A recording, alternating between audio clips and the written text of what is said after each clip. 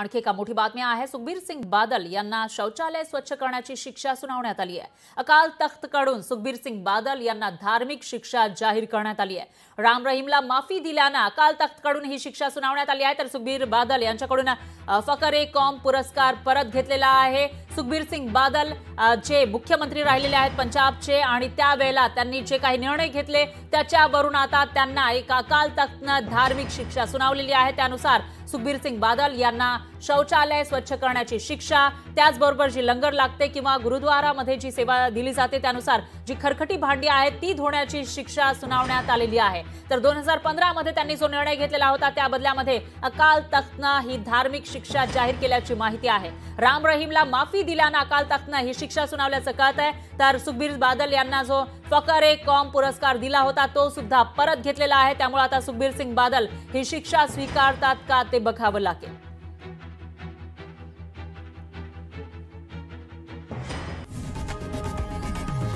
लोकशाही मराठी ऐका, पहा, जागरूक रहा।